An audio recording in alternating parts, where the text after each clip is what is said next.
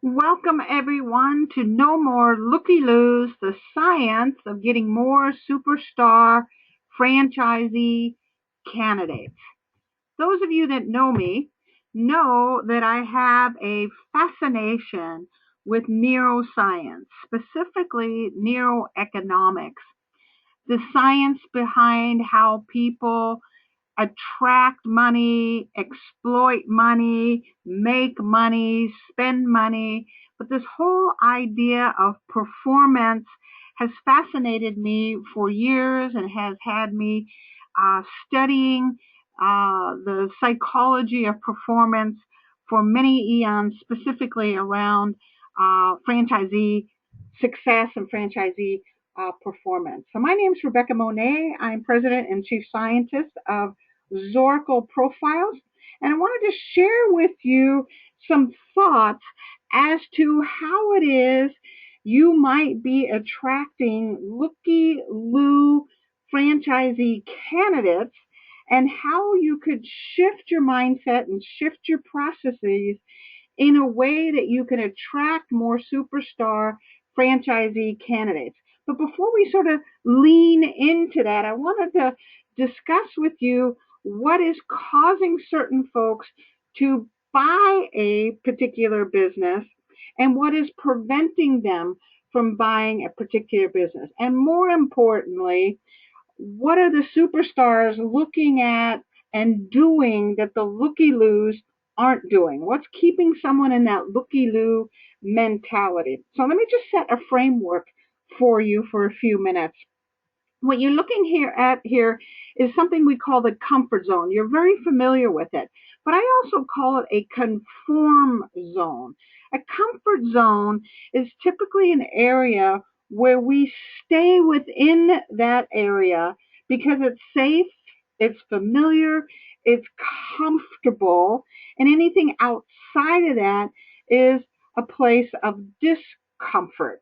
Now, when we were looking at superstar franchisees, we noticed a key element that kept showing up no matter what franchise system they were a part of. And that was this, I couldn't actually tangibly describe it. At first, I called it courage. They had this ability to initiate and had enough courage to step outside of this comfort zone, whether it's to go look for a business and do something different. But they also, as they were in their franchise businesses, were able to regularly step out of their comfort zone into what I'm calling a learning zone, where they are slightly in the unknown, where they're willing to step into a place that's not familiar and learn something so they can get their performance up just a little bit more. So most top performing franchisees on a regular basis step out of this comfort zone, out of this conform zone. They climb the walls over their fear and step into this learning zone. Now, what causes them to step into a place, take on a business when they've been executives? Why are they going into businesses that they're not familiar with or have no idea how to run? What causes them to step out and bust through those walls of fear and go into this learning zone? That's the question I wanted to answer, because again and again I was hearing franchisees and franchisors and franchise brokers asking, how do I get people from just thinking about looking at things to buying something? And the common denominator that came back, both in terms of superstar franchisees and individuals that went on to buy a franchise system and bust through that fear walls and get out of that comfort zone, was this thing called curiosity. Curiosity will lead someone into a place of uncomfortableness and do what needs to be done to explore, investigate, and ultimately buy a business. So this whole series of Looky-Loo webinars will address how to get folks out of their comfort zone, over those walls of fear, by stimulating curiosity and ultimately a desire to learn more about certain opportunities and ultimately buy a business. So this whole process will be about this, what I call a science-based marketing, determining what your ideal candidate is and what you need to do to stimulate his or her curiosity, because it's going to be different from one individual to another. What you're going to need to do to challenge their comfort zone so they don't go right back to taking on a job or going right back to a familiar brand instead of trying something new. So we're going to look at ways to challenge your comfort zone and stimulate this trait curiosity, which ultimately will have them do what is necessary, including their due diligence, to buy a business. We're going to look at ways to bring down those walls of fear and offer them learning and educational opportunities to keep them engaged, both physically, mentally, and emotionally, in such a way where they can make a decision that this is the right business to buy. And ultimately, we're also going to talk about leveraging values and how all of that relates within this. So let's start from the basics, right? What causes looky-loo-ism? What causes someone to be driving down the freeway of life and all of a sudden start gawking at and looking at that accident on the side of the road? What causes you to get up in the middle of the night when you hear a thump of some sort? What causes you to go out and learn what you need to learn about a particular something? Maybe it's about coins or architecture or music, where you have this insatiable curiosity to go out and discover new things. And as you do, learn new things. So what is curiosity? What causes looky-looism? Looky-looism is caused by curiosity. But here's the difference. Here's the difference. There are two types of curiosity. There's what we call a state curiosity, which is that kind of fleeting arousal or reaction that happens based on an external situation. Usually it's associated to some kind of reward, like a roller coaster and a rush of dopamine that hits you once you survive that roller coaster, or that rush that you get when you're gambling or taking some kind of a risk or challenge. But it's usually stimulated from an external sort, and it's fleeting. It's fleeting and it only lasts for a short period of time. But this, what we call a trait curiosity, is a curiosity that's latent in each and every one of us. It is a survival instinct that we all have. It's a curiosity that has a baby get up and learn how to crawl to find out what that object is on the other side of the room. It's curiosity that has us go outside our doors and explore our city and even the dark corners of our city. So curiosity is built within each of us to go out and explore our world and see what we can find and learn from and experience.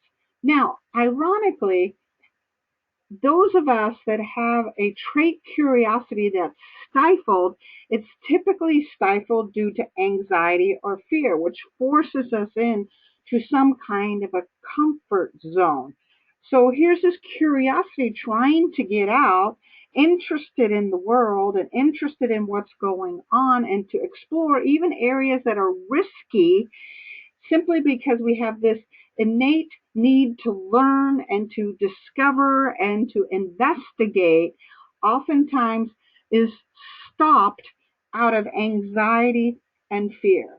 Ironically, this energy of curiosity cannot be explained through psychology. So when I was doing my research on this to help get your prospective franchisee out of the looky-loo mode and into the buying mode, I wasn't able to answer the questions, nor could anyone else, from a psychological perspective. So I had to turn to neuroscience, or how the brain operates around this energy of curiosity.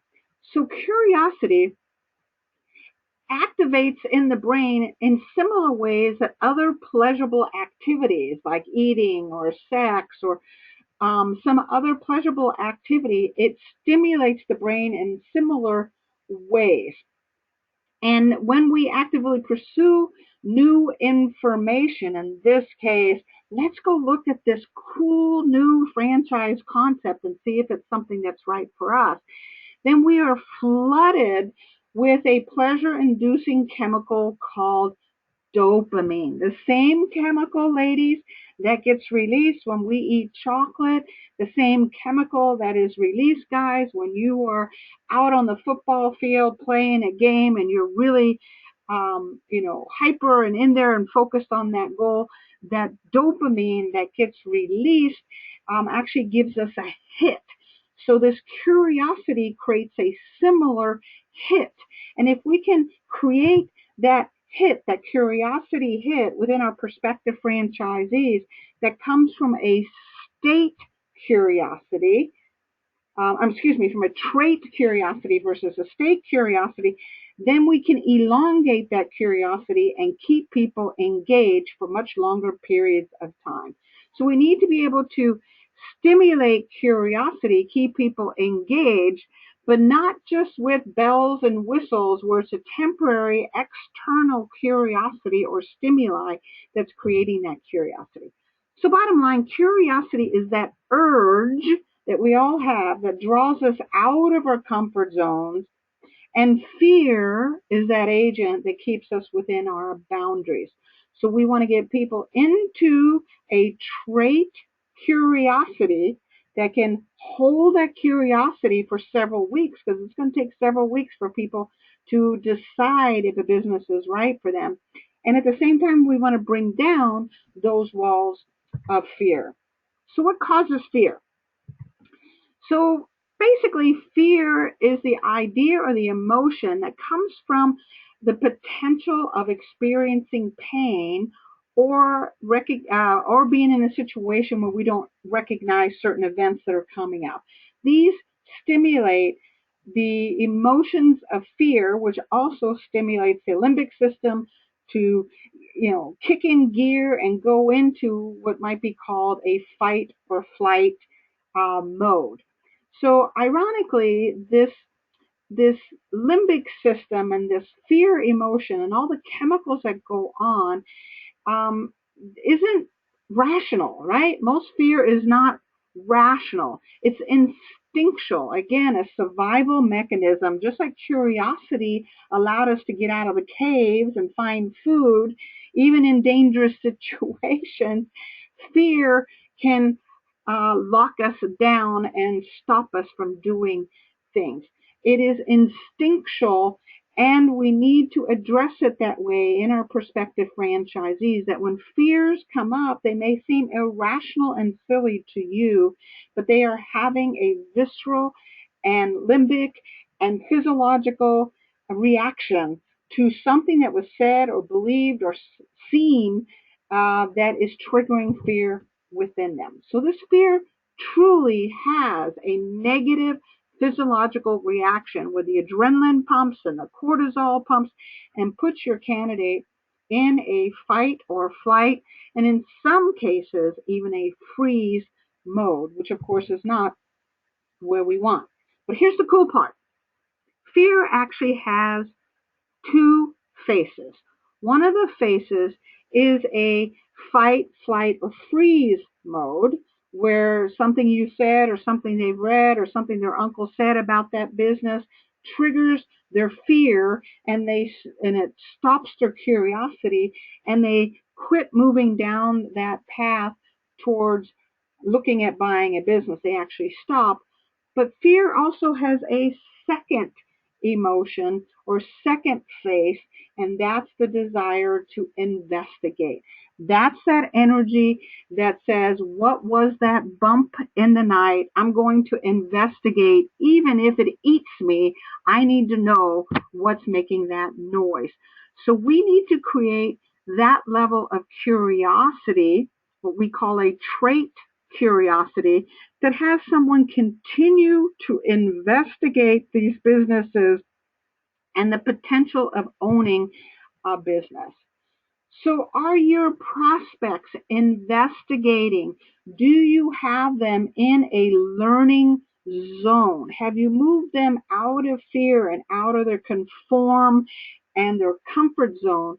Do you have them in an investigating and learning zone? Have you created enough curiosity to do that? Or are they reacting out of a fight or flight and pulling right back into their comfort zones? Looky-loos typically will step out and look for a while and then go right back to their comfort zone, their 9 to 5, and looking at things that are safe and secure. So that's what a looky-loo will typically do. And they're doing that because we haven't created enough of the trait curiosity. We haven't stimulated enough to have them continue on and move forward in that process. So what is a comfort zone?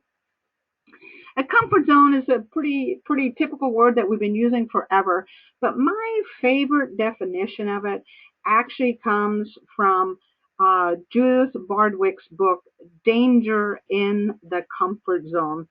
And she describes comfort zone this way, where our uncertainty, scarcity, and vulnerability are minimized, where we believe we'll have access to enough love, food, talent, time, and admiration, where we feel safe.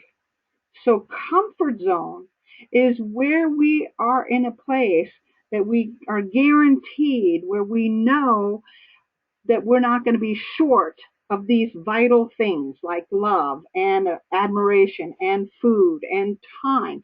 So we're not going to do anything to um, jeopardize those things. So we put up walls of fear to stay within that comfort zone. Now, as you probably know, comfort leads to conformity. You know, the more we get dependent on staying in this comfort zone, the more we're unwilling to risk love or admiration or safety or security, the more we conform to the norms of our society, whether that's a 9 to 5 job or certain accountabilities or similar ways of doing the way others do, because we want to belong. We want to be a part of a social structure that makes us safe.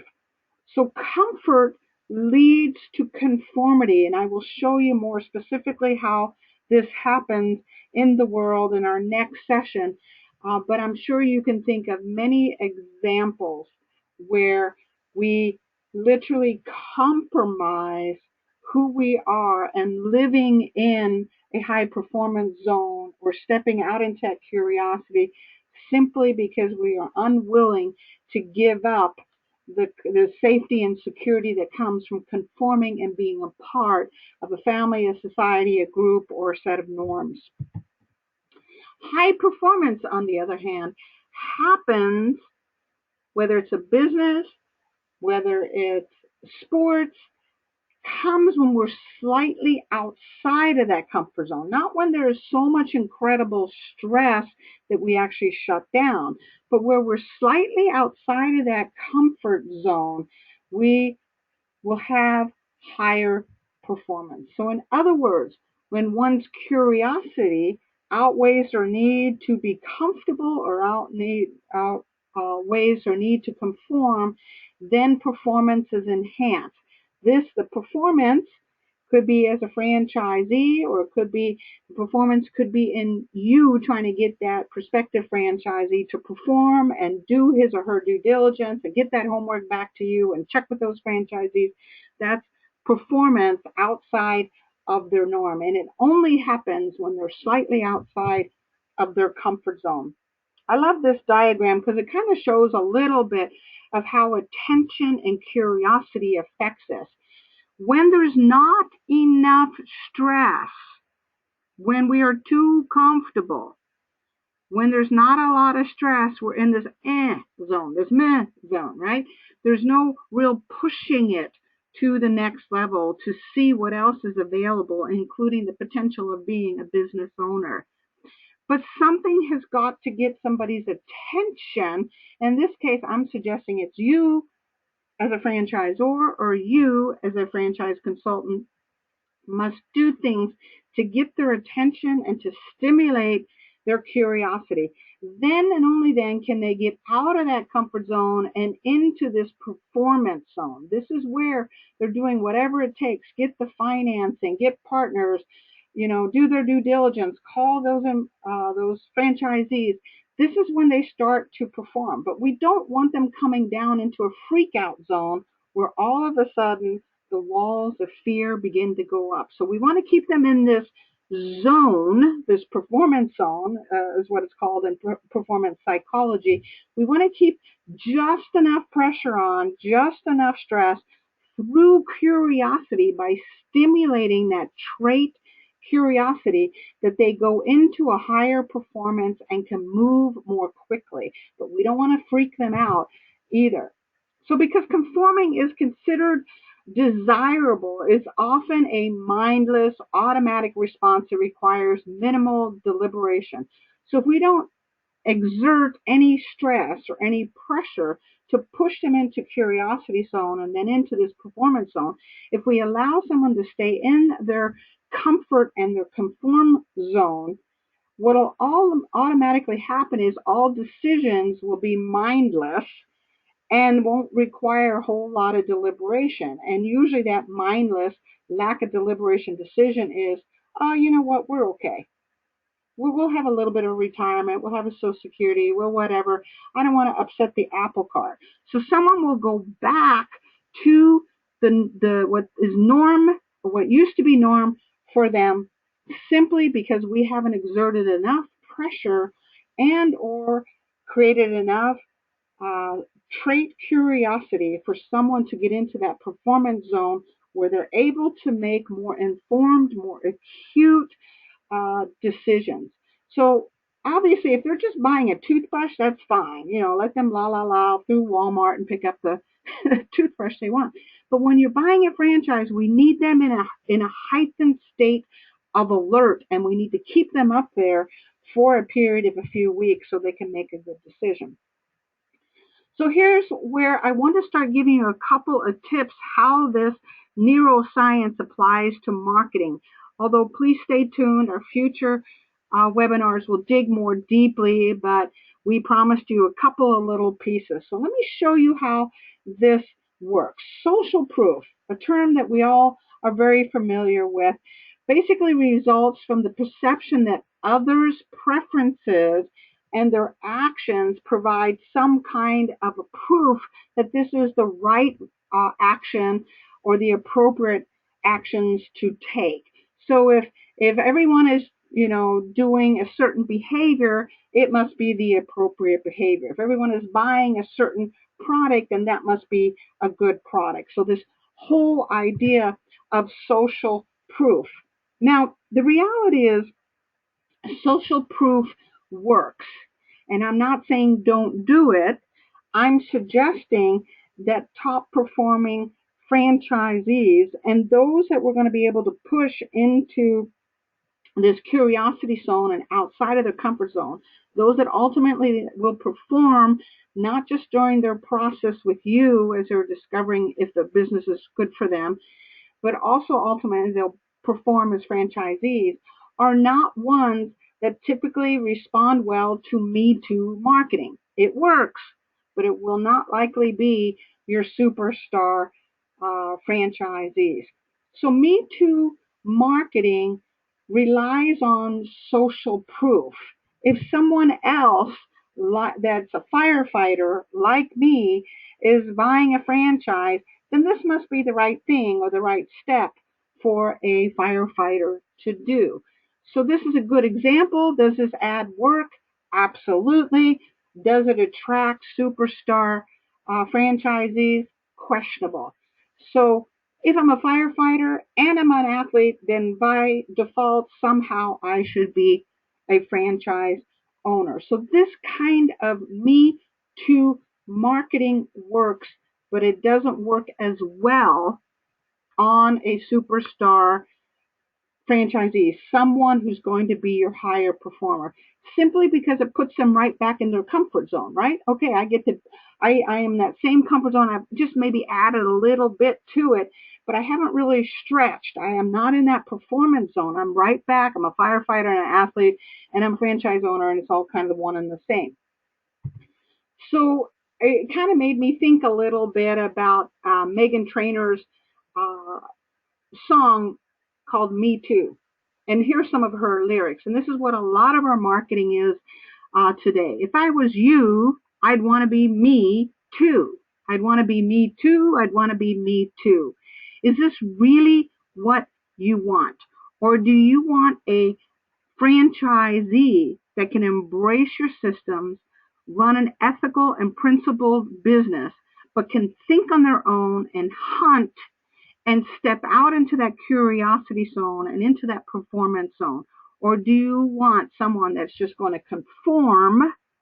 Comply is one thing, being ethical and principled, but conform and go back into a comfort zone. Do you want to just stretch them for a little bit and then they go right back into a comfort zone? Or do you want someone that regularly steps out into that curiosity zone, into that educational area, into that curiosity area, that is just someone that regularly performs? So Me Too marketing will attract individuals, but not necessarily the individuals that are going to, over the long haul, be your performers. Of course, we're in this selfie culture today, right? Here's an excellent example of someone busy taking a picture while we got a house burning down in the back. Instead of grabbing a hose or grabbing a bucket or doing something, instead we're going to do this. Now, what happens here neurologically is this guy that is in the selfie picture, the same as we saw with the firemen in the other picture, the body and the brain still gets a feeling of having been in that fire, even though he didn't have to put it out or do battle with the blazes in any way.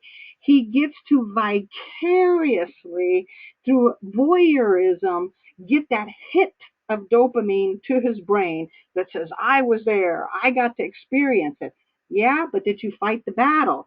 Did you win the trophy? No, he was an observer. He was a looky-loo. So are your prospects doing the same thing through your marketing efforts, through the messaging that you're putting out there?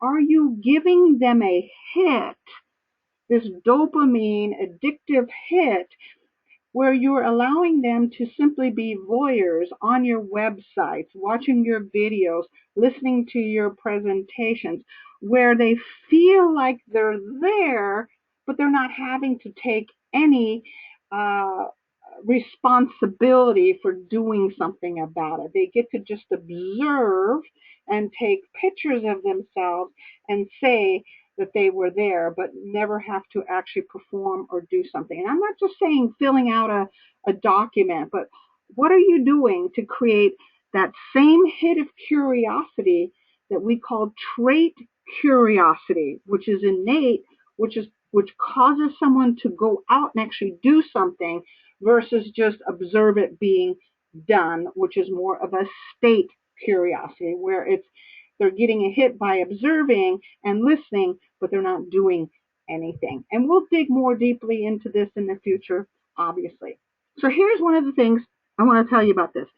Science is beginning to show us this looky-loo world that we are in, this selfie world that we are in, is starting to have us react a bit differently. Research is showing us that individuals conform less to information on other people's choices when these choices convey action or are accompanied by action than when their choices are only conveying preferences. In other words speak louder than actions. So if your marketing is communicating an action that someone has taken, they bought the franchise or they bought this product or service versus communicates why they preferred this product or service or company, why they like this better. So the action hasn't been taken yet. This then will create curiosity. This will have people step out of their comfort zone. But the minute you already show the action, they're going to become voyeurs and place themselves in the shoes of the person that already took the action, just like we saw with this guy. No need to take action. He's living voyeuristically. So words speak louder than action. Don't convey the action, convey the preference for a certain action or a certain purchase.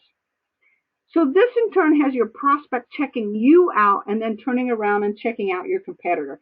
So what begins to happen is if you are showing action in your marketing, then it causes a looky-loo-ism. They're getting a hit. Well, that's really cool. I'm also a firefighter. I'm also an athlete. Maybe I should become a franchise also. Nothing wrong with that. But because you have communicated action versus preference, why I'm interested in this, what caused me to prefer, one gum versus another gum as an example, will only have this individual checking you out and then checking out your competitor. All of a sudden, they've gone from your business to another franchise system.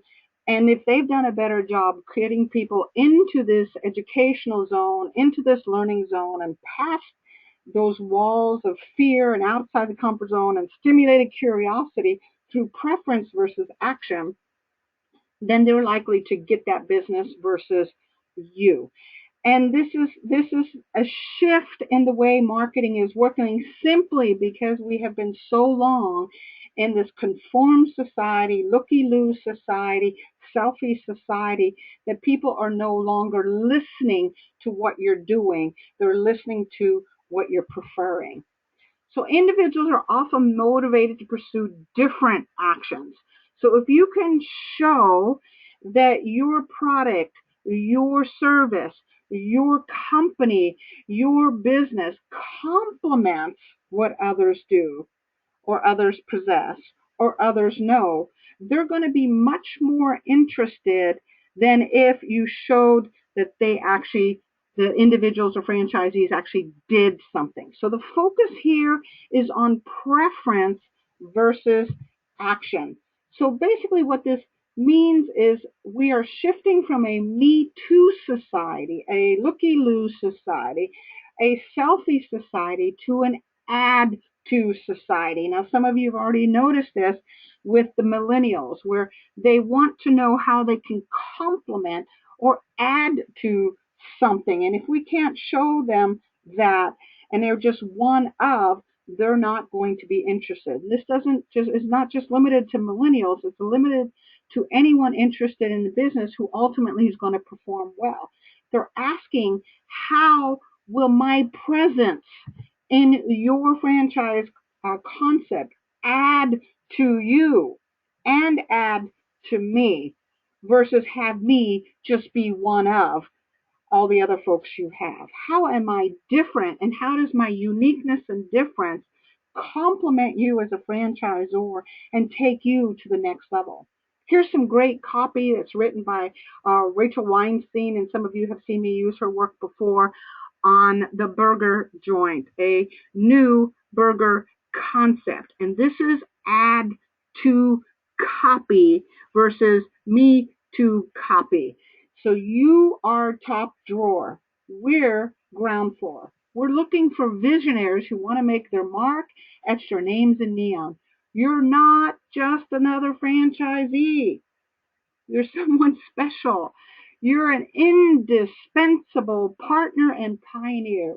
We can't take this franchise concept anyplace without you. We need you. We need you as a partner. You bring smarts, you bring passion, and you bring an entrepreneurial spirit into the investment. You're top drawer. We're ground floor.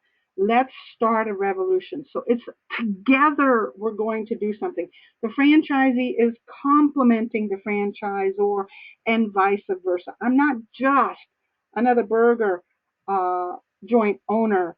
I am indispensable and I am going to bring something to the table. Me too versus add to copy. Another example of this is bestseller versus most liked. Check this out when you're on eBay or Amazon or Facebook or all of these things. Notice what you're attracted to. Are you attracted to bestseller or most liked? And again, this is simply because we're all shifting as a culture.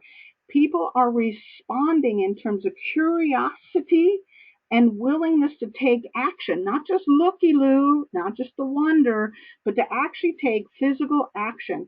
There is more action taken when we can position something as most liked versus best seller, because we tend to avoid bestseller because that's what everybody else is doing and they're conforming and they're in this comfort zone. Superstars don't live there. They live slightly outside of there. And that's what you want, right? You want superstars. You want high performers. You want, they're not looking at bestsellers. They're looking at the preferences that others have for certain products and certain services. And they know that they can do something about it. So what exactly are preferences? Okay, preferences are value coded neurons. We go back to my love again, neuroscience, neuroeconomics. They are neurons that are value coded, and they're coded based on motivational salient properties or stimuli. So what is this motivational salient properties? So motivational salient properties are values.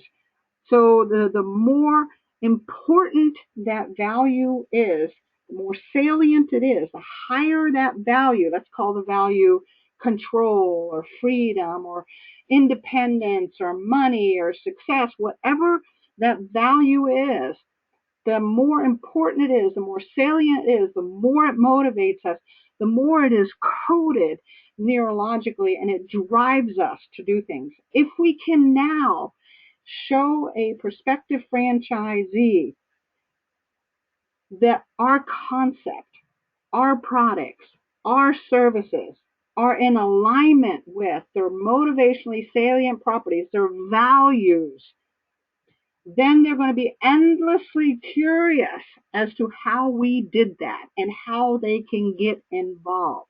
So we have to show those values. Secondly, we have to show them their fears. So those are also motivationally salient properties is their fears. Show them how they can get beyond their fears and instead have their values. Now you got them in this high state of arousal and curiosity that says, tell me more, show me more. I want to go this direction. Continue to lead me this way. You got them in that learning zone. You got them in that curiosity zone by stimulating their values and stimulating their fears in a way that they want to overcome them, not shut them down.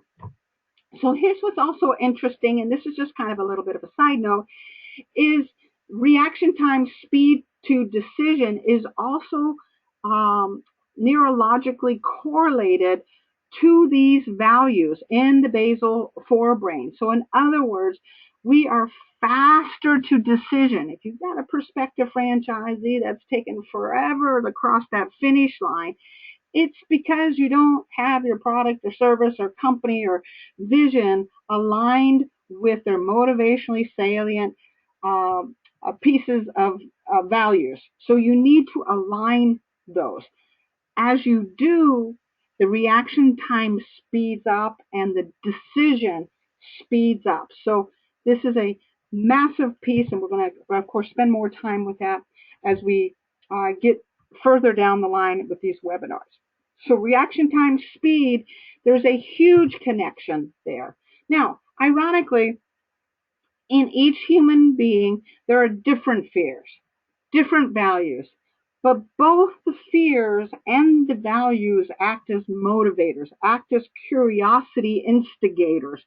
So we want to pay attention to those fears and we want to pay attention to those values, and we want to have our marketing and our processes be in such designed in such a way that we stimulate this individual out of their comfort and conform zone, over the walls of those fears, into that open place where they're learning and they're curious and they're rushing towards finding a solution to accomplish what it is that they've always wanted to accomplish, but they have not allowed themselves to do so in the past. So, are your candidates slow to action? Do they sort of, fizzle out towards the end? Are they responding to values consistent with your top performers? So not only do we want them aligned with the values that will motivate them and cause them to be curious and move through the process, but we also want those values to be consistent with our top performers for lots of good reasons, including creating consistent culture and a consistent brand, all things that we'll address down the road. So do they fit? Are they slow to action? Are they responding to the right values? Are they responding to the values that your top performers have? And do they fit? So what makes a prospect, a franchisee, a good fit? So there are a handful of things that we're going to talk about more in depth, but these are the primary ones we're going to talk about. A franchisee that shares your values as a franchisor is a good fit. A franchisee that fits within your stage of growth as a franchise system is going to be a much better fit. A franchisee that fits within your culture, can embrace it and enjoy it, is going to be a good fit. Someone that can comply and leverage your system. Someone whose skills, core competencies actually complement your strategic plans is going to be a good fit. Now, none of these things, of course, can be measured through personality tests, and we certainly can't do it through gut feeling and intuition. So we're going to show you some ways to determine if someone is a good fit, that they have the same values, they have the same stage of growth, they have the same culture, that they're going to comply, and they have complementary skill sets. We're going to show you how to go about that so you can get these folks, again, into that mode where they're going to be looking at your business and not just in a looky-loo, isn't this interesting, isn't this cute, but they're actually going to do something. So let's break it down and simplify. We're going to talk about science-based marketing in this series over this next several months. We're going to talk about how to determine your ideal candidate. We're going to talk about ways to challenge that comfort zone. And we're going to look at ways to stimulate trait curiosity to get folks to keep moving. We're going to show you ways to break down the walls of fears and also use those same fears to stimulate folks into a place of investigation versus fight or flight.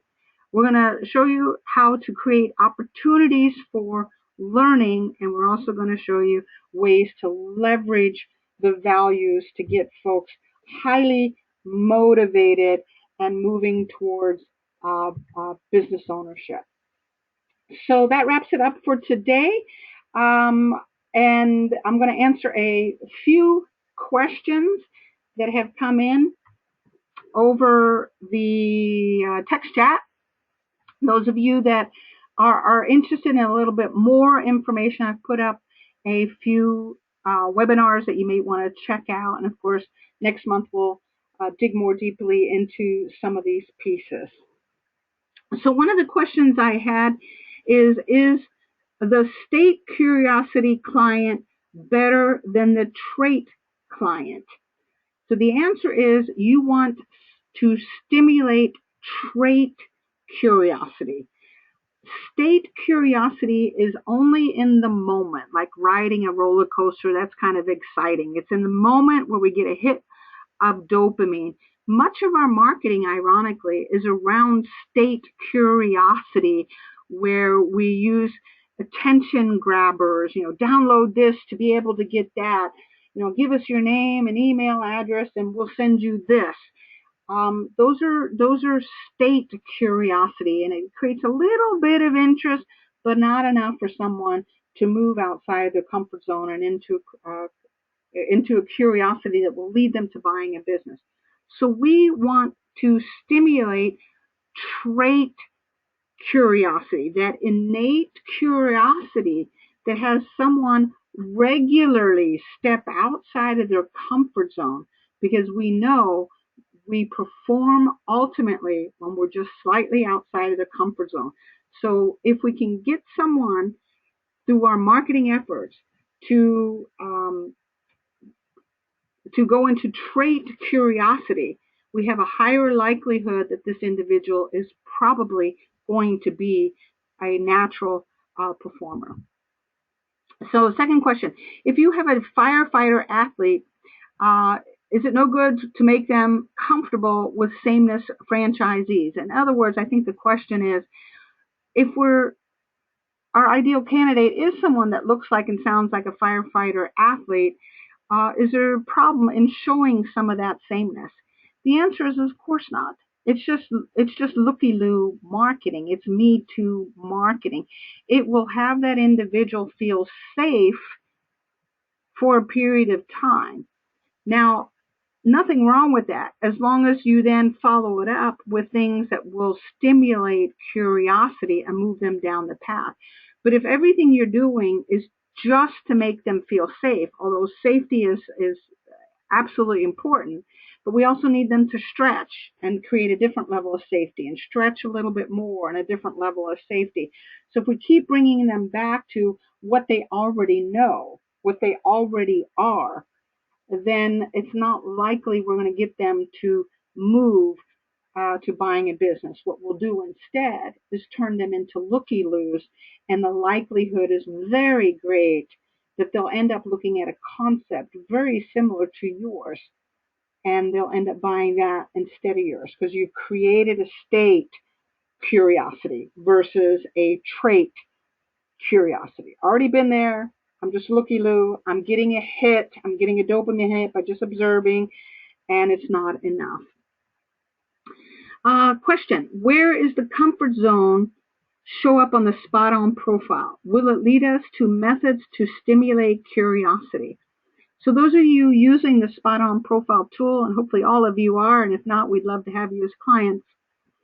The comfort zone is on the last page of the SpotOn profile in the meta programs. It will give you a marker of small, medium, large, and extra large in terms of comfort zone. And yes, there's a few tips and tricks in there how to begin to move that individual out of that comfort zone. Here's a tip. It will always be around their fears and their values. So if you want to get somebody out of their comfort zone, go back to the SpotOn profile, look up their hierarchy of values, and use those values to stimulate them and get some greater trait curiosity going, or stimulate their fears, and that will at least expand the comfort zone in a way where they're going to have to challenge those walls. How can we determine the ideal candidate? I'm assuming this is from a franchisor. The best way to determine who your ideal candidate is through reverse engineering. Who are your superstars today? Let's assess them. Let's assess your top performers, your mid performers, your low performers, to determine the corollaries between ramp up and satisfaction and retention and ultimately performance. How are your top performers different than your mid and low performers? So the best way is through reverse engineering, is by actually looking at your current franchisees. What if you aren't in, oh, excuse me. Are there different methods to use to educate a client giving their values type? Absolutely. We'll dig into this more deeply in future webinars. This is a big, to create curiosity and to pull people into that education learning zone. What's going to pull one person is going to be different than what's going to pull another thing. I'm someone that you give me um, something where I can contribute or I can have an impact or I can make a difference. If you show me anything in that area, that's the biggest carrot you could lay out to me. That would cause me just insatiable curiosity. I'd want to know how. What could I do to step outside my comfort zone and do something? And I'd likely do just about anything to be able to make that happen. For somebody else, the to educate them or move them into that comfort zone, it could require whole different stimuli to get them. Can we use social media, podcasts, white papers, or pictures to stimulate curiosity and interest? Absolutely. These are fabulous ways to do this, and we'll get more into that, and we'll likely actually have some marketing experts that will help us dig into that, and we'll show you the ones that are working based on preference versus action. Again, just because somebody's responding, we don't want looky-loos. We want top performers.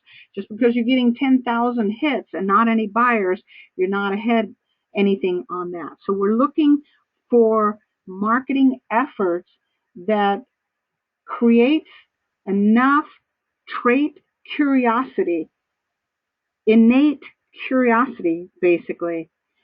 And this will let us know this person is likely going to be a higher performer. They're comfortable being uncomfortable.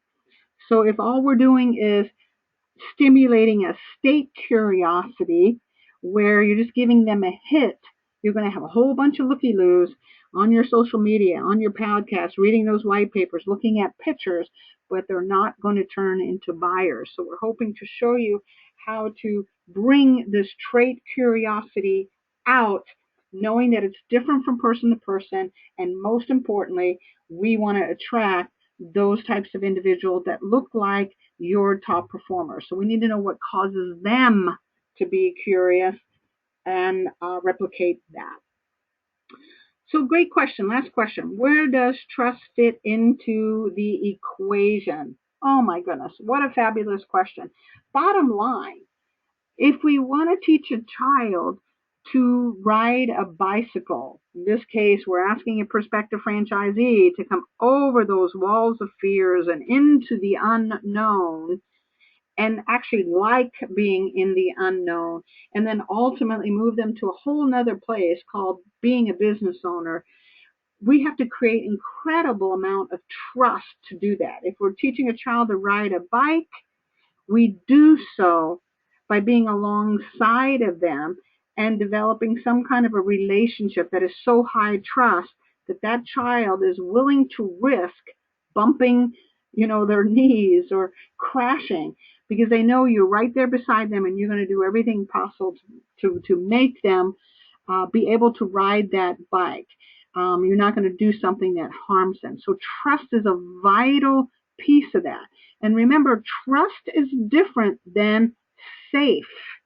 Trust is different than safe. Safe takes them right back to their comfort zone. You teach your kids to ski or whatever it is you're doing. In some cases, they're not very safe, are they? But they trust that you have their best interest at heart, and they will take those risks because they know that you have them in mind the whole time. Okay, so that wraps us up today. We'll be sending out invitations for the series. Sign up for them. We always record, as you know. I really look forward to this series because I'm learning alongside of you. I think it's going to be a fun series and make us much better marketers, able to stop the looky-loos or reduce the looky-loos and instead attract more high-performing franchisees by looking at it from a science perspective, and then we'll bring the art, the marketing piece in at some point. Thank you all for being here today. We'll see you next month.